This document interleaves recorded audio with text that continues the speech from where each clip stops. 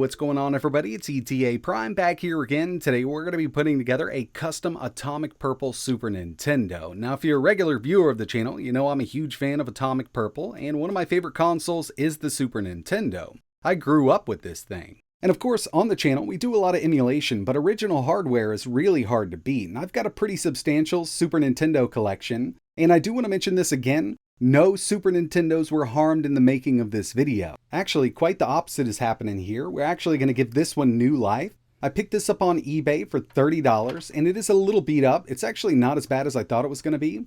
Somebody has definitely been inside of here before, but it is working. All the parts are here. As you can see, the top plate there is missing, and the cart door is a little off kilter, but the spring's still there. But the main thing I needed was an extra functioning system, and that's what we have here, so we can put it inside of the new Retro Game Restore shell. I think this thing is absolutely beautiful, and you know, if it was up to me, all of my devices would be this transparent Atomic Purple. I've always been a huge fan of it, and getting something for a Super Nintendo like this is actually really awesome.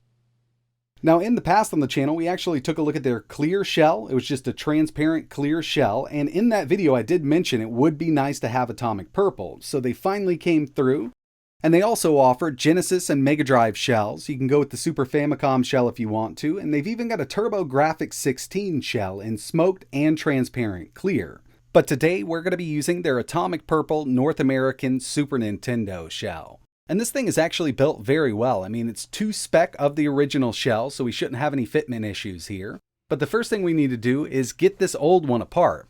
And like I mentioned, this top section is missing, plus we've got an issue with the cart door, but we don't actually need that top section with these shells.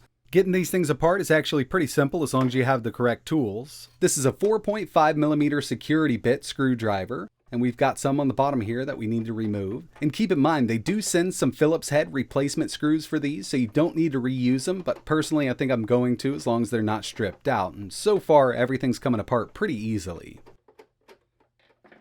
Alright, so now that I have the shell screws removed, we can just take this top right off. And we will need to reuse the parts in the top half of this. That cart door doesn't look like it's broken. I just think that spring might have kind of flipped over on itself. And from this, we will need to reuse the power and reset button, along with the ejection mechanism. And I gotta say, this one's actually pretty clean on the interior. Sometimes you'll see these with the metal shields kind of corroded if they were in a real harsh environment. But this is pretty clean, no corrosion, and the ejection mechanism is working here. We've got that spring. And everything's looking pretty good so far, but now we need to get this main board out of here. So we've got a few screws that we need to remove here, and there is one under this power button. So go ahead and take that off first, and then you'll see it underneath there. But not too bad, especially when you've got one of these electric screwdrivers. And I will tell you from experience, the ones in the rear near the power input and the audio video out are really tight. You'll need a longer screwdriver to get there. Just make sure you don't strip them out. We'll go ahead and get this ejection mechanism out. It just uses a rod along with a little spring. And the case is kind of designed to hold that spring. Make sure you don't lose that. Now that we have all of the screws out, we can go ahead and remove the main board. And I just leave the controller ports attached to the main board. Just makes it really easy to kind of set it back down in the new shell. And like I mentioned, everything should line up. It looks like this is kind of just a direct replacement. I don't think we need to do any kind of fabrication or anything like that. We've even got the lineup nubs for the power switch, so everything should kind of just sit right down in here very nicely. So we'll just go ahead and line everything up. Got our controller ports to slide right in. You don't want to put too much force on that cable, but I mean, these things were built really well. Yeah. There we go. Looking great. Now it's time to put some screws in it to hold this main board down. And once those are in place, I'm going to go ahead and reinstall the cart ejection mechanism. We've got that little spring. It's going to line right up, and we'll slide this bar right in there. You just want to make sure you got some spring back once it's put in here. And I mean, as long as you've got it springing back, then it's in there correctly.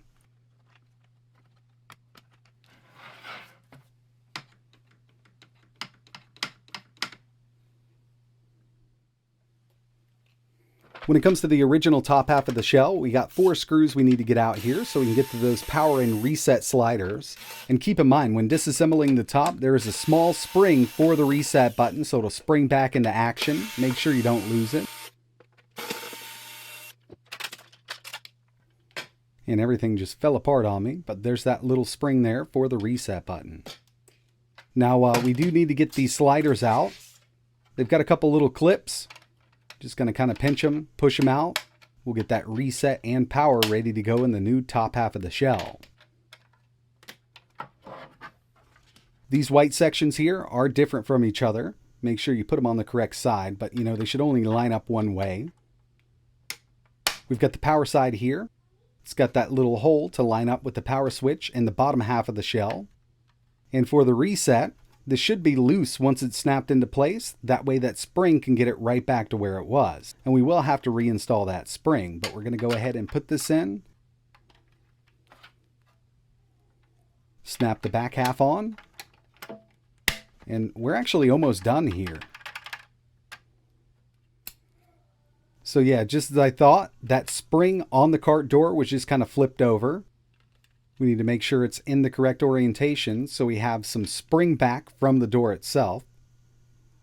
And getting this in here can be a bit cumbersome, but you know, if you kind of fold it down and if you can reach your finger in there or some kind of object to kind of hold that cart door in place, you can just kind of put it right back on top.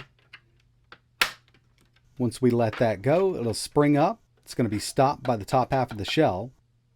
And yeah, this is actually looking really nice.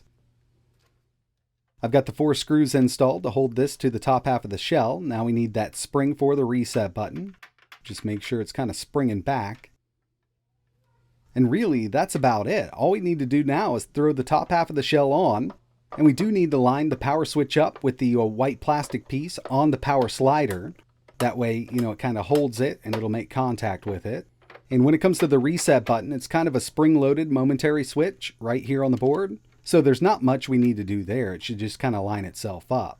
And with this on, I'm just going to put the screws in the bottom, and I'm going to use the stock screws, that 4.5mm security bit, but it does come with extras if you want to use those instead. Right on the bottom here, we've got our communication port. And yeah, there we go. And yeah, I think this thing looks so good. If you're a fan of Atomic Purple, you can appreciate something like this. They've done a great job matching that color, and just having a transparent shell on an SNES I think looks really good, especially in this color option. Now it's time to see if it works. I mean, it definitely worked before we put the shell on it, and I don't see any reason it wouldn't, but let's go ahead and test it out. So I'm just going to go ahead and throw Super Street Fighter 2 in. I'm using an original SNES controller, and it would be nice to have an Atomic Purple controller, but you would get a ton of fingerprints on it. This is just an older controller I've had for a long time, and it still works great. But yeah, overall, think it looks great. Very happy with the shell from Retro Game Restore, and if you're interested in, learning more, maybe picking one of these up, or for a different console, I'll leave some links in the description. And I'd also like to know your thoughts in the comments below. I mean, what do you think about this Atomic Purple shell on the SNES? I think it looks great, but if it was up to you, would you go with the regular transparent clear, the smoked clear, or Atomic Purple? Obviously, this is what I would have went with, but that's just me. But that's going to wrap it up for this one. If you have any questions, let me know in the comments below. And like always, thanks for watching.